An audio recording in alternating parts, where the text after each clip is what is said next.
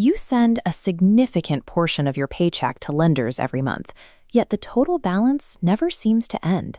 You are pushing a massive weight of a muddy hill, and the exhaustion is starting to outweigh your resolve. When you look for a way out, you inevitably find the debate between the debt snowball and the debt avalanche.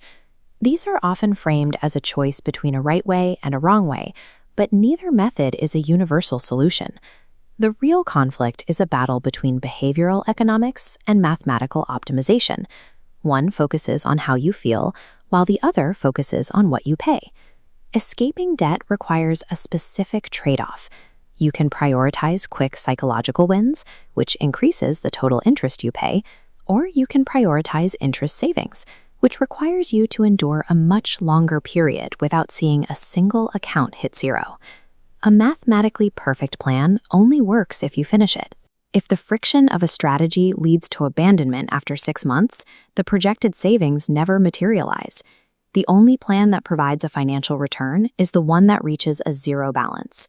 We can evaluate any debt payoff plan using 2 variables: the time it takes to eliminate your first account and the total amount of interest you lose to the bank. On this quadrant chart, the debt snowball sits in the bottom right. It offers the fastest path to closing an account, which provides a behavioral boost, but it sits low on the y-axis because it results in higher interest costs over time. The debt avalanche is the polar opposite. It sits in the top left, maximizing your interest savings, but it requires the longest wait time before you see your first paid-off account. To choose the right path, you have to quantify the exact mathematical difference between these 2 points. By looking at the hard numbers, you can determine if your level of discipline can handle the slower, cheaper route. Success is rarely found in the best spreadsheet. It is found by matching a strategy's friction to your specific psychological profile. Consider a $48,000 debt load, an $8,000 credit card at 24%, $15,000 car loan at 7%, and $25,000 student loan at 5%. Debt snowball focuses on balance size. You allocate extra capital to the smallest debt first, ignoring interest rates entirely.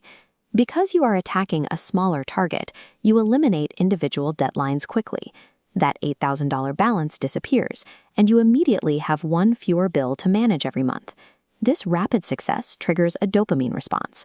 Seeing an account hit zero provides momentum to sustain the sacrifice required for larger, more daunting debts. The trade-off is financial. By ignoring rates, you keep high-interest debt on your books longer, which increases the total amount of money the bank takes from you. This prioritizes the observation that people require early, tangible rewards to stick to multi-year financial commitments. The debt avalanche changes the priority. You allocate all extra capital to the highest interest rate first, regardless of how large that balance is. This is the mathematically optimal path. It stops financial bleeding by targeting the most expensive debt you own as quickly as possible.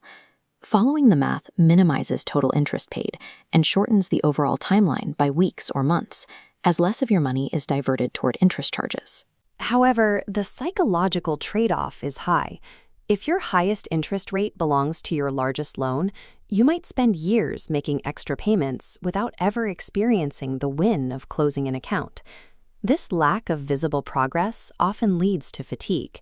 Without the positive reinforcement of a closed account, the risk of abandoning the plan increases significantly.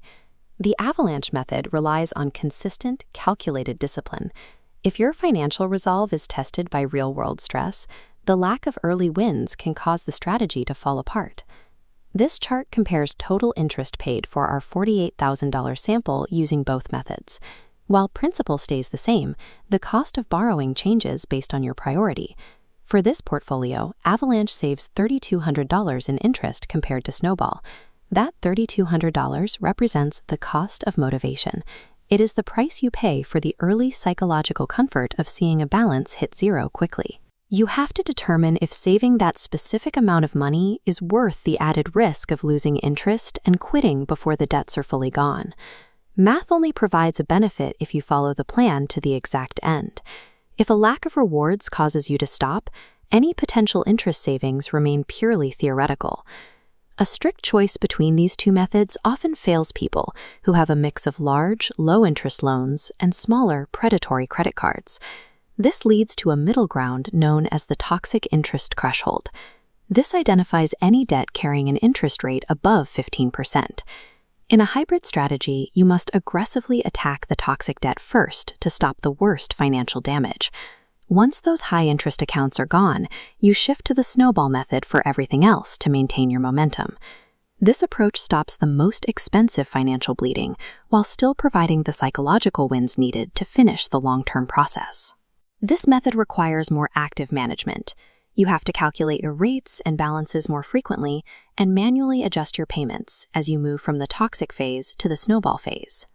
For those facing both predatory interest rates and massive loan balances, the hybrid approach offers the most balanced defense. Use this decision framework to map your personal behavior to the correct strategy. Start by asking yourself, are you easily overwhelmed by managing multiple payments?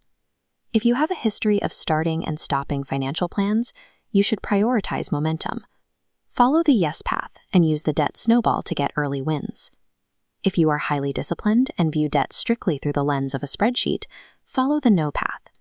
If you have no toxic interest, you should prioritize efficiency with the debt avalanche. If you aren't overwhelmed, but possess a mix of predatory and low-interest debt, the hybrid method is your optimal path. Your first step is to list every debt you owe today, rank them by balance size, and then by interest rate. Apply your specific portfolio to this matrix to see where you land. The optimal strategy is the one that matches the level of behavioral friction you are best equipped to handle. Figure out what breaks your discipline, avoid it, and start the process. Tell me which method you are starting with in the comments.